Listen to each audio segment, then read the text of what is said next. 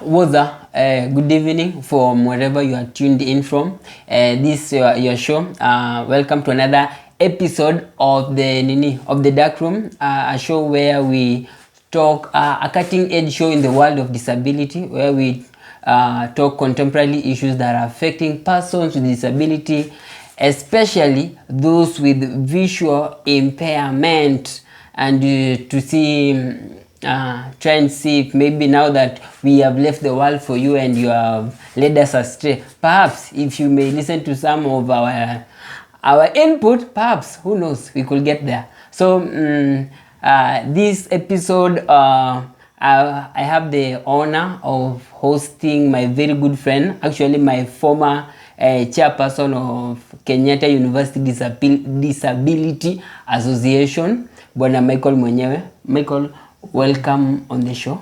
Thank you very much, Mr. Robert. Yes. As you said, we've been friends for a while. Yeah. And as he said, I'm Michael Ongada Odero, Yes. the Chair Emeritus of Kenyatta University Students with Disability Association.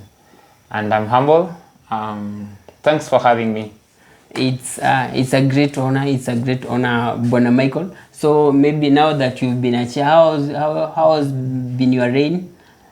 Well, first I can say it has been a moment of learning and relearning. Yes. It's a matter of, it has been a moment where I've been able to mature up myself, especially in terms of emotional intelligence, dealing with different temperaments, and being able to manage this team, the fact that they come from different socio-economic background and status with the different experience. So that's all I can say, but it has been a good journey. You see, some critics will say that persons with disability have a propensity of displaying some negative attitudes. And a negative approach towards the outlook of life.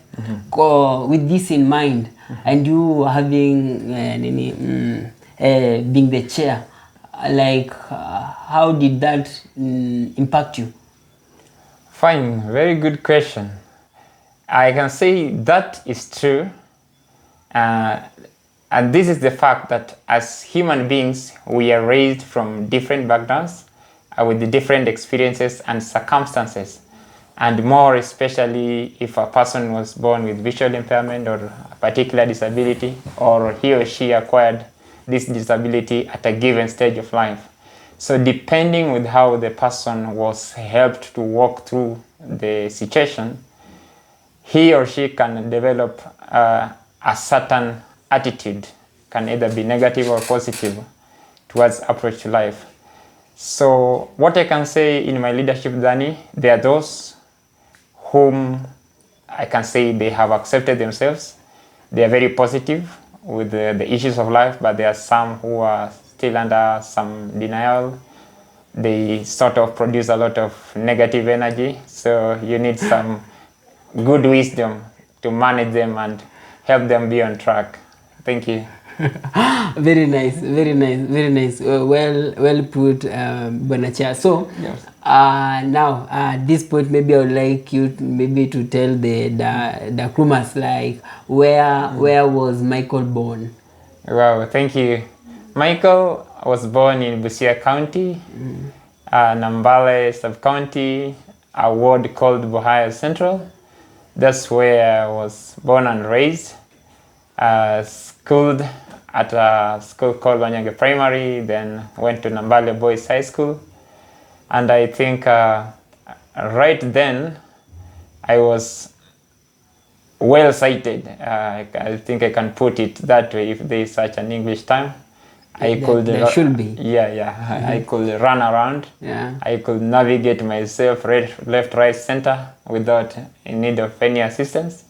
Somewhere along the way is when I lost my visual impairment. I think that answers your question. Maybe we can build on that later. Yes. No problem. Like you said, of course, you say the primary school was?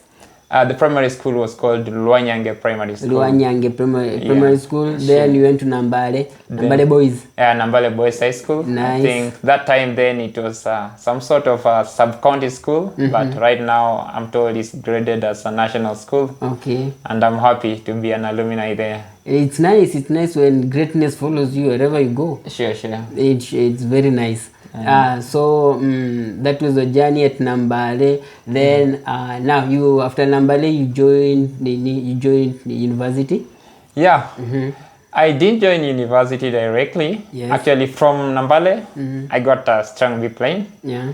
So the first admission to campus was to study public health at JKUDSA, that is Jomo Kenyatta University of Agriculture and Technology. But somewhere along the way, I didn't have like enough money to make me join directly. So I stayed around, tried to gather some few cash. But along the way, it's when I developed the visual impairment problem. It was a medical complication. So I had to readjust, finish some years at home. Had you started? Rehab. No. Oh, you hadn't, but you were okay. Yeah. Okay.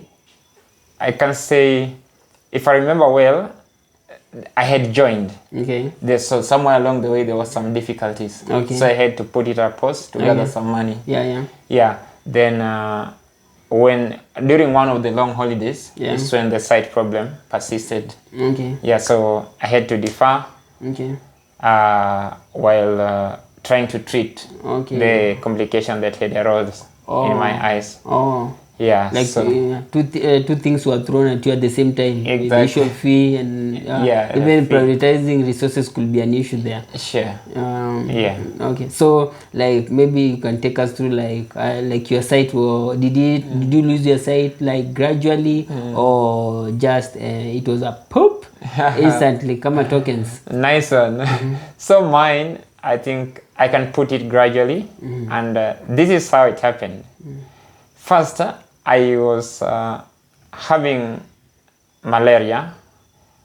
This one, I judge it as malaria. This is just after the diagnosis by the medics. So I was sick, but it wasn't being diagnosed. So it was silent malaria. And by the time it was diagnosed, it was developing into cerebral malaria.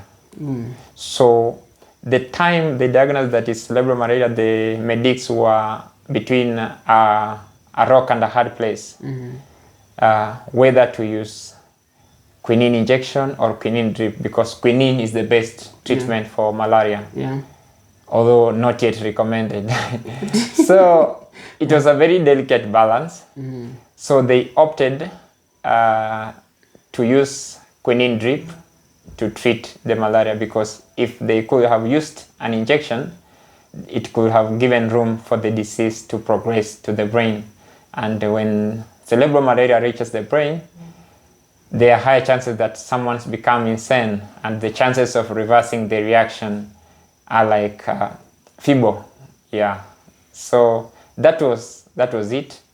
So they decided to introduce quinine drip. So the combination of quinine plus other medication that I was using, the ophthalmologist said that it resulted to an overdose that affected my eyes. So I tended to agree with the argument, because by then I was using photochromatic glasses because I had a little error, and my eyes had a problem with light. So they said the medication affected the eyes because the eyes were the weakest organ in my body by then. Yeah. So that is the history, but it's something that happened gradually. So I started seeing like darkness coming when it's during the day. So it was gradually. The darkness was coming. Yes. So it is something that happened gradually. Yeah. So that's how it's happened. The darkness was coming. Yes. It's very interesting. Sure. Yeah, very interesting. Very interesting. So now you are in the hospital. The doctor has decreed that you are not going to have your sight back. Yeah. How did that news hit you? Well, I think that was the hardest born to crash. Because at first I remember even the medics, they didn't like have an easy time to break the information to me, because after the ophthalmologist has done his observation, and before that we had already made some attempts of treatment, which were very, very expensive. There was an injection that was being done into the eyes, right into the retina, and one injection was going at around 10,000, and it's supposed to be done in both eyes, then be repeated after 2 weeks. So after the first round of treatment was done, then the observations were made.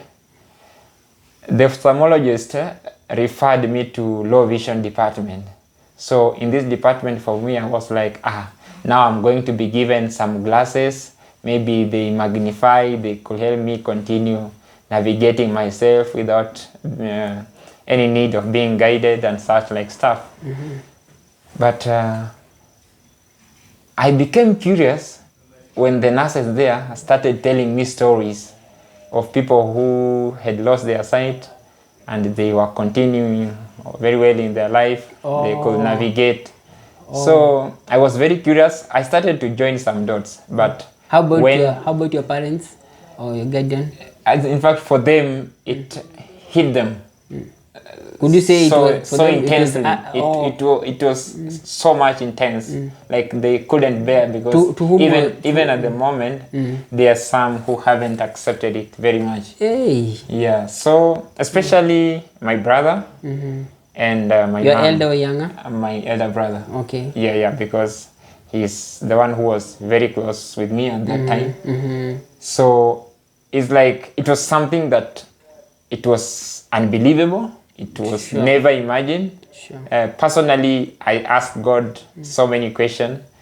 Being a born-again Christian, I was zealously serving God in various capacity. I was like, God, you're able to do everything. So this is something you can do. So that was the thing. It became betrayal in the Bible.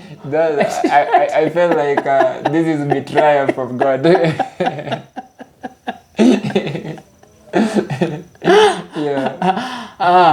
So to whom was the news broken to first, you or your parents? Actually, on that day, my mom and my brother in that room. So it was a conversation that was being done in our presence, the three of us. Okay. Yeah. So of course, different people had different reactions. At that point, had you lost your sight completely, or so you were still losing I could see bloodly. So by then, both the two eyes could sense light. Compared to now, it's only the right eye that can sense light, but cannot detect. Like in case something passes in front of me, I just see like it's a shadow, like a shadow has passed. But by then, both the two eyes could sense. I could see blood images, of anything. Okay. Yeah, sure. Yeah. Nice. Yeah. That's some heavy news. So now you have received the news. Yeah. Now you have been asked to. You are invited to a new normal. Yeah, sure. That's another world. You have like to transit, and I think I remember one statement that my tutor at the rehab told me that. What rehab did you go to? I went to Machakos Technical Institute for the Blind. That's where I learned my Braille, how to read and write in Braille, and the basic computer skills like using the screen readers. Yeah. Like I'm sure before making your journey to Machakos, you had some notion of what Braille would be like, or maybe how the words were supposed to come out. Maybe don't. Were you anywhere close? Your imagination close to what you found? Not really, because I remember reading about Braille in high school when we were being introduced to computer. That is around, I think, Form 1. So according to what I saw on the book, in terms of the picture, and what I came to experience in terms of the analog machine and the dot it was producing. Even the day I went for my assessment at the rehab, then I was told like, feel these dots, this is what you'll be reading. Then I was like, I think this is this is like torture without pain. This must be the wrong person. This is like torture without pain. So I couldn't believe that I could be that competent to read Braille. Yeah, it was never imagined. So yeah, it was actually they had two polar sides. Yeah. So there you are, you learned Braille. When was that? That was 2018. 2018. Yeah, that's 2018. So 2018, you are so like the news, like the doctors just the decree has been issued. So how long did it take before you joined rehab? I stagnated a bit, and it was for a good time. And I think this is a lesson that we need to learn, all of us. Both of us who I can call normal, that is without any disability, although maybe from mental. special, from maybe mental, even not mental, from special needs point of view, because I'm a special needs education teacher.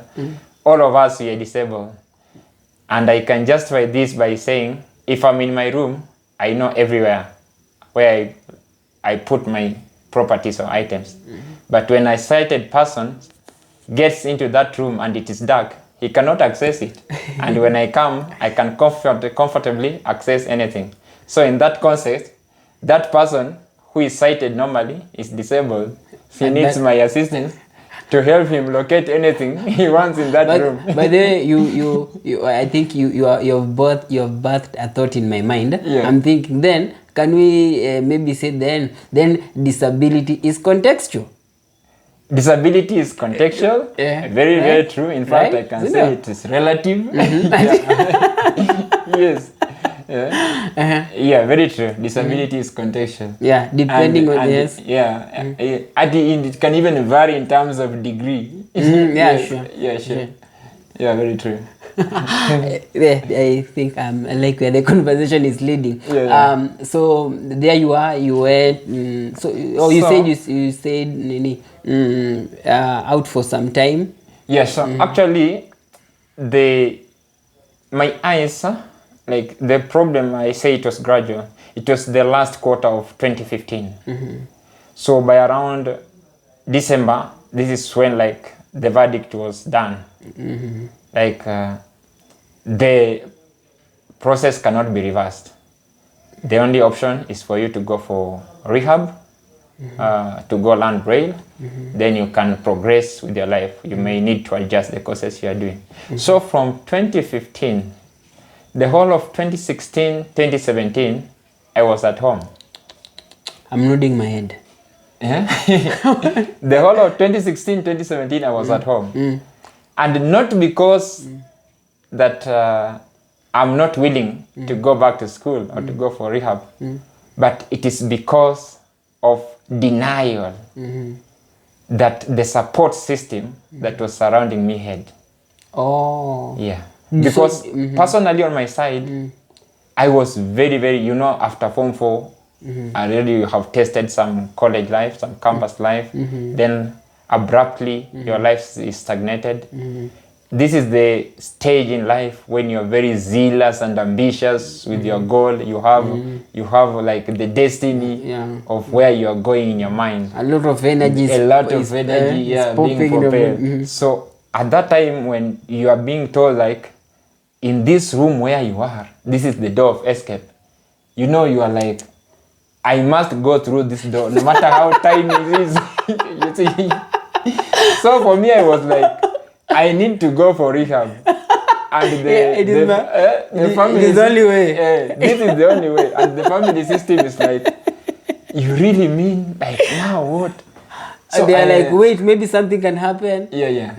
So like, by the it really took a lot for my family members to accept it. And I'm sorry to say, like, it made me become very aggressive, or I can call it rebellious. Okay. So I told them, there are two things here. I must go for rehab, or I am not eating, because I cannot be eating to remain alive and my life is being stagnated. So there is all like, this person is like running man. So we must do everything. We must put all things necessary. They are just supporting your torture. Yes. So when I uttered those two statements, and they know me, like I'm a very aggressive person when I made decision. So they had no other ways but to start putting things in place, so that come January 2018, I go for rehab. So I think at the moment, most of them are still healing and accepting, and I think I can say they are proud when they see me coming back. The resilience. Navigating around. Yeah, I can read, I can walk around with some places. They are now going home, even telling them, I'm not even a chairperson. Yes, you are climbing up Maslow's hierarchy of exactly. So we are like meeting. Personally, I can say I'm meeting my goals and objectives, because the fact that we have backgrounds, we have relatives, and different lineages that we come from. This life is individual. Everybody has their purposes in life, and it's upon you. There's a book I was reading, and there was a statement that said that 75% of things that happen to us are determined by the decisions that we make. So that book opened my mind and my thoughts to raise my antennas very high. So there are so many things that can happen to us, but the manner in which we respond to them is what will determine our fate. So to some extent, you're saying we can influence our fate. Sure, very true. Yeah, like exactly. Like the direction you want to take in life is 75% determined by your input, and more especially in terms of decision and choices that you make in life. Hey, that's of course, that's very interesting. Very interesting. So now, when you are sighted, and now that you are in the dark room, of course,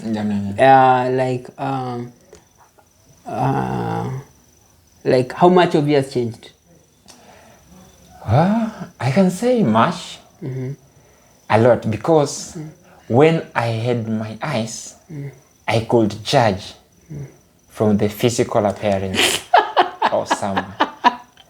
But right now, as we speak, I use the insight, the foresight.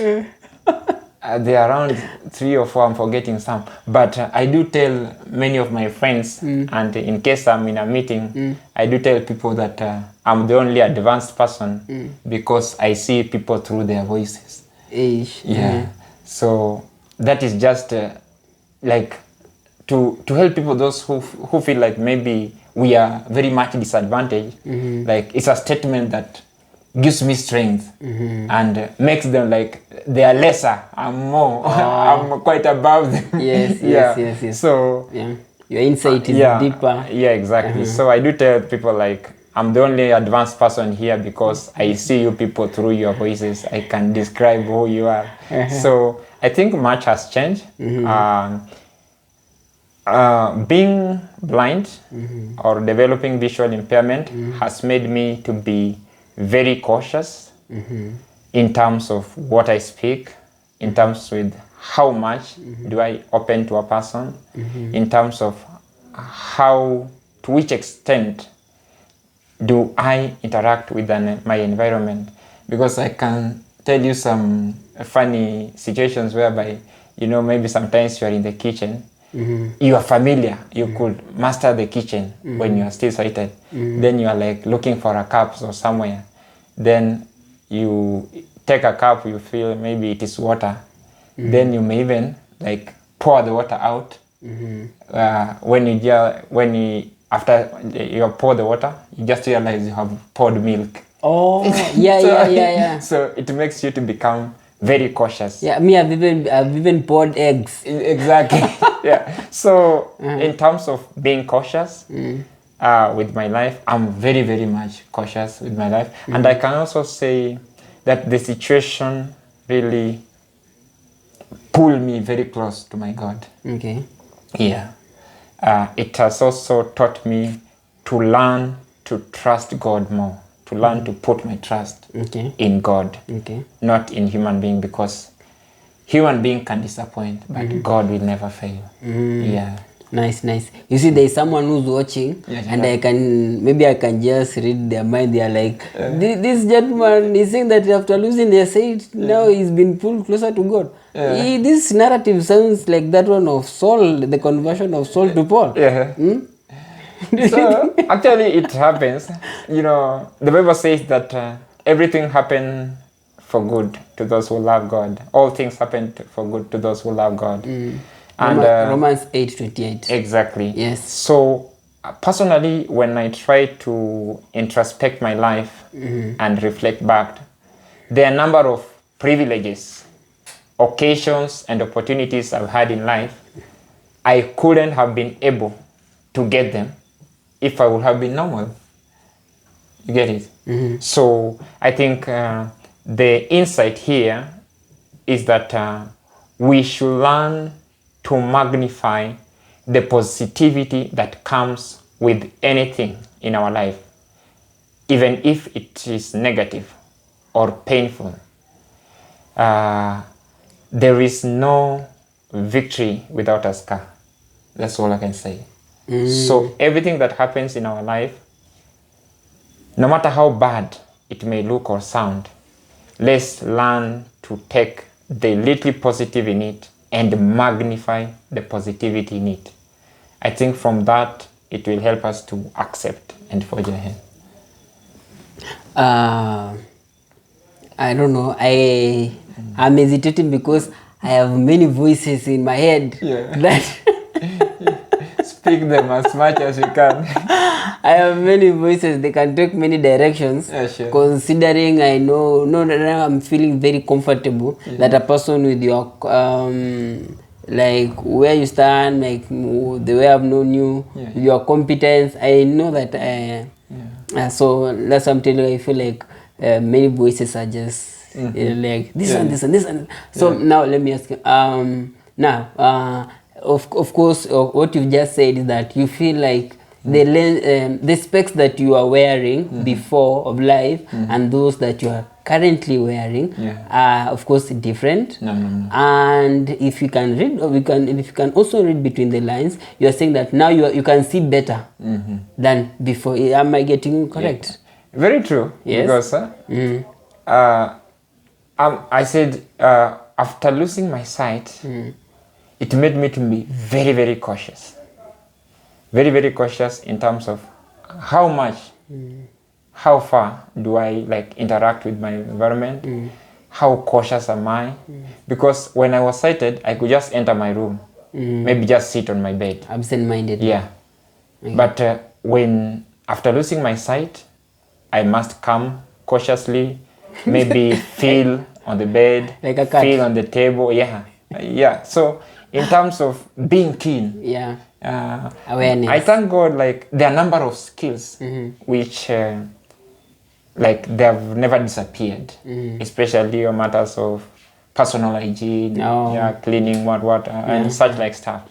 So there are people even like if they've never interacted with me before, they may easily conclude like maybe I'm seeing. Because maybe of how I carry around myself, how I do my stuff, such like things. Yes. So it has made me to be very cautious. That's all I can say. Like the one big monumental difference is I'm very, very cautious. Okay. Very, very cautious with my life. So if we can still follow that train of thought, so we can we also conclude that call it to economics. So can we now say that you are more productive than before? Okay, I think that's a question to answer yes or no, because compared to then, you know, my site. Now you see, you said you are cautious. Yes, yes. So we hope this question should translate to something, shouldn't it? Yeah. Yes. So it should translate to something. Yes. So my answer was no and yes, Yes. but more of yes. Okay. So in terms of productivity, I can say when it comes to like listening to my environment, and my environment is made up of people. Yeah. So if in case a friend comes to me and he or she wants to have a conversation, I'm able to give that attentive listening. And with being attentive to them or just giving them a listening ear, I'm able to handle a lot or hear a lot and learn a lot from them. And this has made me like increase my social cycle and also create a safe environment for my friends where they can confine, maybe they can pour out their issues. So there are occasions where like I have to handle stuff like maybe I feel like I'm not supposed to be hearing this, but it's just because of developing some virtues of being cautious with friend. And of course now when it comes to matters leadership, where I've been, so it has helped me be very, very cautious in terms of decision making. I don't rush to make decision. I have to consult widely, especially in circumstances where the decision to be made doesn't require maybe immediate or urgent feedback. So productivity has increased. That one I can say. Like right now when I go back home, there are even groups that have stagnated. They are saying, you must come back so that we can contribute with this process. Nice. Some projects that you're doing. Exactly. Yeah. So there are a number of, actually my leadership journey is not just here at school. I'm an organizing secretary of a certain disability back at home. Yeah, very nice. Then I'm the chair of another youth group. Nice. It's just an NGO that is doing a number of activity in the ward where I come from, Busia. That's very Nambai nice. sub-county. Very So nice. when I came, I tried to like scapegoat some responsibilities, but they tried their level-based. Like, you must come on board. I tried to maybe negotiate, like let me play the advisory role, but they say no, you must be in leadership. That's very nice. So I feel like that girl nikasema no, there is no need. If the people are seeing that ability and potential in you, let me just build their trust by committing myself to help them. So in terms of productiveness, it has increased. Nice. So in other words, we can also say that it can also be termed, can it fit the conference of we calling it a blessed curse? A blessed curse? Okay, I'll not call it a blessed curse.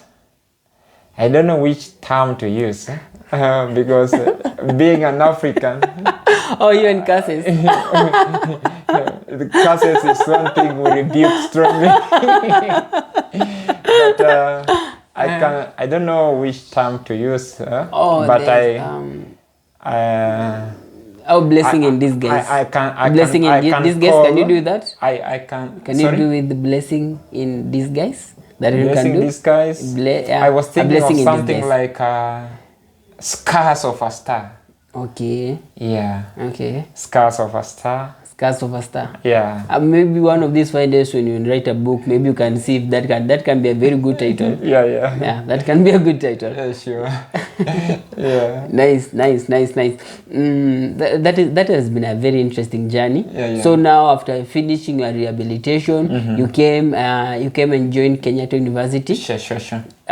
So maybe you can tell us how has been your experience? Well, my moments at KU, I think as I said before, it has been my moment and journey of learning, relearning and unlearning, especially where you meet people from different backgrounds and diversity who share different beliefs. Yeah. There are people who have motivated me in life. There are people who have helped me walk through different conditions and challenges in life, and they have been very helpful in my life. So I can say it has helped me elevate my status in terms of knowledge, network, social capital, so much stuff. So I can say it has been a platform for me to mature and grow. Sure. Oh, very nice, very nice. So that has been, so I understand you are waiting to graduate. Yeah, sure. Yeah, today, you should be graduating on the? Yeah, I'm graduating on 15th of December. Yes. Yeah, I think 2 or 3 weeks coming. I think it's a journey where I can say we should come and celebrate the doing of the Lord. Yeah. You see, when I open this platform, I happen to, I'm very cheeky. I'm cheeky. But with the your story is very inspiring, that I feel like there's no room for being cheeky. This thing is very inspiring. Your creativity should allow you bring in some cheekiness. Yeah, for good. Okay. Now that you have encouraged me, now tell me. Okay, before you said you used to judge using your physical appearance.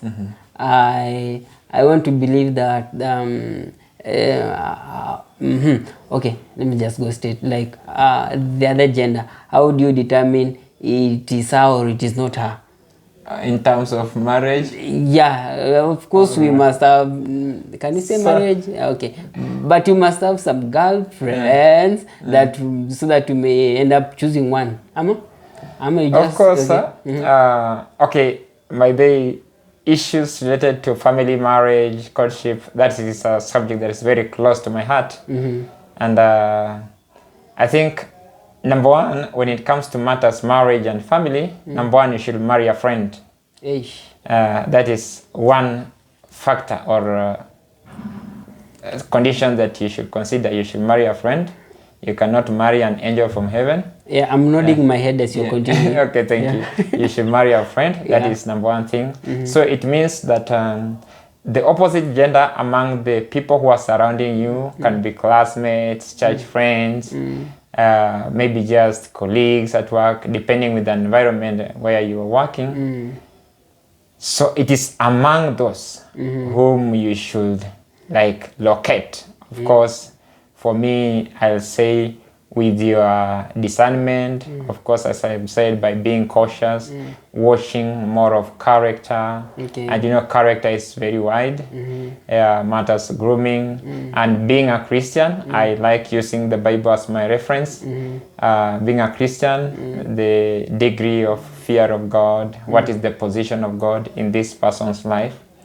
So I'll say that as a person, and maybe I'll also advise my fellow gentlemen, if you are thinking of getting into a relationship, come up with what we call non-negotiable bare minimums. Non-negotiable bare minimums. Where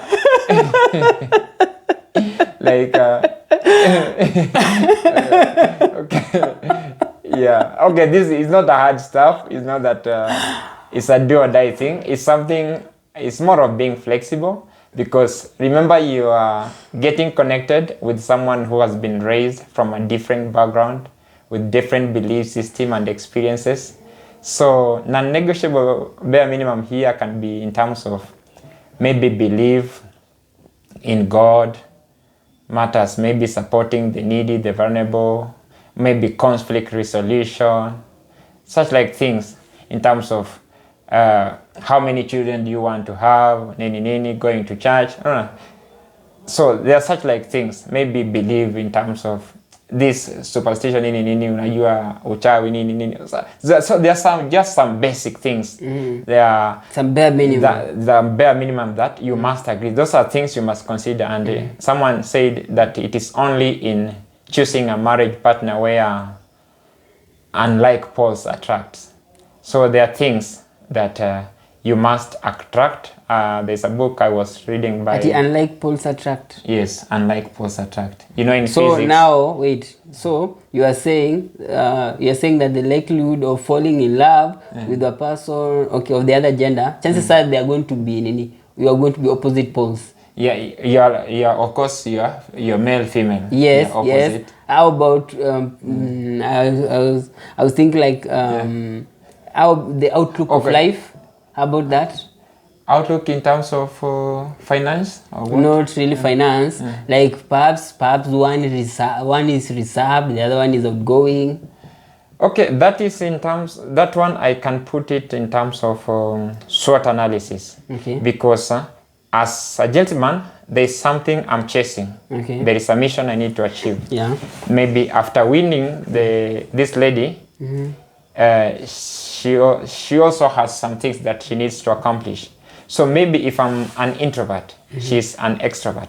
That's where we bring in the SWOT analysis, the strengths, weakness, opportunities, and threats. Okay. So I'll have, for us to come to a balance or a win-win situation, I may have to be a little bit outgoing so that I can accommodate her, and she might also be a little bit maybe confined so that we come to a balance. Okay. But we cannot say like maybe, you cannot change someone. Yeah. Ability to change is just in a person, and maybe through the conviction of the Holy Spirit. Yeah. Yeah, so God is the only person who has power to change someone. Actually, what I was saying is, it is only in choosing a marriage partner where like poles attracts, but that like poles attract. Oh, I so got it like wrong. like poles here okay. is where like in terms of what you like. Oh. Yeah, your preference. The laws of physics are bent. Yeah. This is where the law of physics are bent. So nice. I think that's what I can say at the moment. So when you're choosing someone, you choose a person who's more like you. Oh.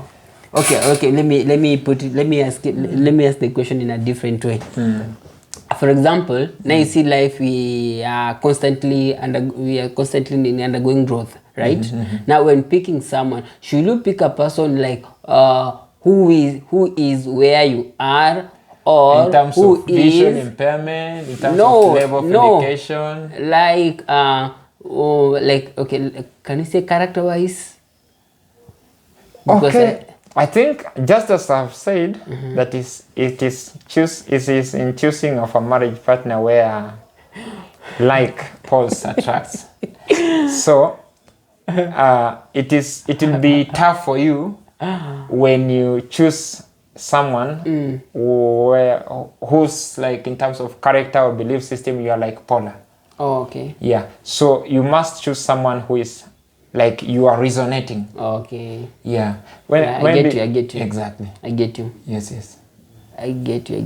Like there's someone has said that love does not consist in looking each other in the eyes, but looking at the same direction. Yes. Yeah. Sure. So you said like, so that's how you're doing your sampling. Exactly. How has it been so far? Okay. I think so far so good. Yeah. I thank God. Yeah. There's someone in place. Oh, my God goodness. willing, something will happen soon. So you could graduate with 2 degrees. Okay, that's the belief. For me, I'll not say that I'm graduating with 2 degrees. One thing I wanted to say, maybe just to fast backward. Something I wanted to capture, like in matters marriage, there's what we call the AFIC. This is AFFIC. AFFIC, yeah? AFIC. This is acquaintance, friendship, fellowship, intimacy, then courtship. Well. So it is courtship that we read into marriage. So many a times, depending with at which level of education you have connected with this person, and at which stage are you in the AFIC model, it is the one that will determine whether you will graduate with 2 degrees or not. But so far from my experience, I don't hold on that degree? Not on that degree. I don't hold on that notion or mentality that when you are in campus, you must come out with 2 degrees. Because personally, I've known of success story, very successful and glowing marriages where people have been in campus. They have married people who have not been their campus mate. People have been in campus. They have married people who've been their campus mate, but when they were in campus, there was not that intimacy relationship. So I am not of a person like who advocate that that should be the direction. It's a matter of life and death. No, it's not a matter of life and death. It depends, because the psalmist say that the battle is not for the strongest, nor the race for the swiftest, or food is not given to the wise, but time and space happens to them all. Yes. You get it? Yes. So we should not like bend ourselves and force things to go a certain direction. For lack of a better word, I'll call it a fallacy. That this is the way to go, that you must graduate with 2 degrees. No. Different people have different journeys, different exits and turns in life. So depending with whatever turn and direction, you meet up with a person whom you feel like can be your best half, you take it there. But I don't advocate like when you're graduating, you must graduate with 2 degrees. Very nice. Well put, my brother. Let me just confess that like it happens that you are walking around with a lot of soberness, that you are just cooling all the chickeness that is trying to arouse itself in me. But I like the way we are going. So like let's get this now that you are a literature student, there is this line that you are told that the blind cannot lead the blind, and now you are in this space. Maybe can you help us to put the record straight on that? The blind cannot lead the blind. Yes. I can say you can agree or disagree with this statement regarding your level of exposure and understanding. Okay. For me, I'll say the blind can lead the blind. Yes. Yes, how? When I come to KU, there are students here who have been visually impairment, even lecturers. When I went to MTIB, Machakos Technical Institute of the Blind, there were tutors there and students who were visually impaired. They were blind. They were navigating themselves comfortably and safely within that environment. So while there I was blind, I was led by people who are blind. So whoever believes that a blind cannot lead a blind, you are still backward. You are in the 3rd century. So people are in the 21st century. The blind cannot lead the blind to some extent. Yes. And this only happens when I'm visually impaired and I'm in a new environment where I need someone familiar with the environment to teach me. And in this case, if someone familiar with the environment is blind, it means that I'll be led by a blind. Yeah. Absolutely. Well said, Michael. So so Michael, like where do you see yourself in the next like 5 years? Well, in the next 5 years, a family man. I have done my master's.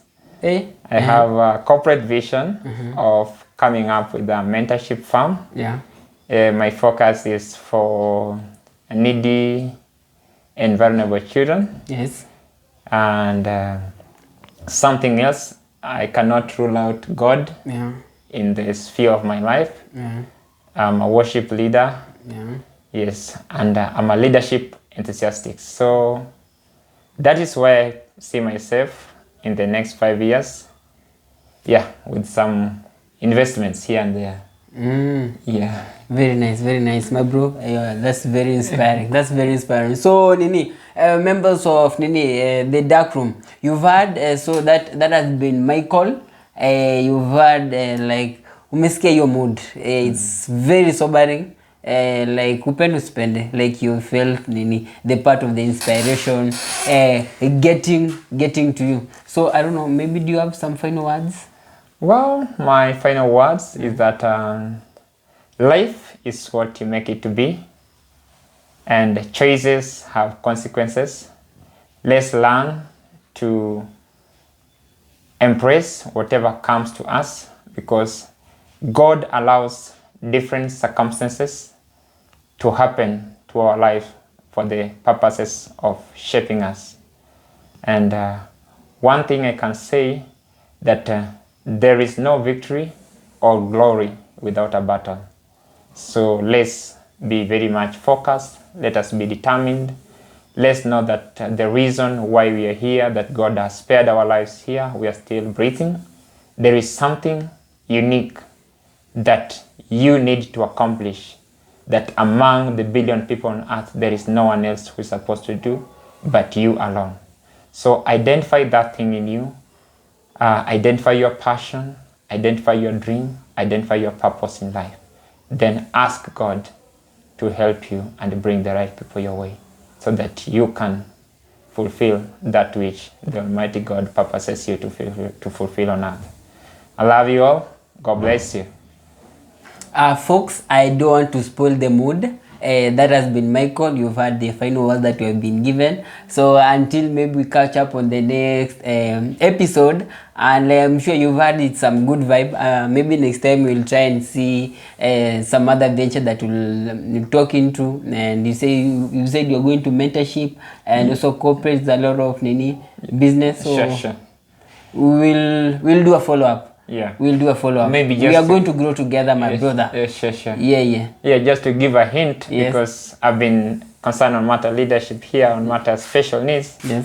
I'm trying to put some structures in place in conjunction with some departments in the university. Yeah. One way I want to strike out the mentorship issue is that I want to start a mentorship firm that is an affiliate of Kenyatta University, so that the students with disabilities from this institution, when they transit to the corporate world, they should have that linkage or soft landing point, so that the much potential that has been infiltrated into them should not be wasted. They should get links and channels where they can be mentored and mentor the others, even in primary and secondary schools, so that no potential should be left lying. My desire is that every potential should be unleashed. So that is it. Thank you so much, Michael. We thank God for your blindness. It has opened many ideas and many doors we can foresee into the future. Yeah, sure. So, folks, it's goodbye for now.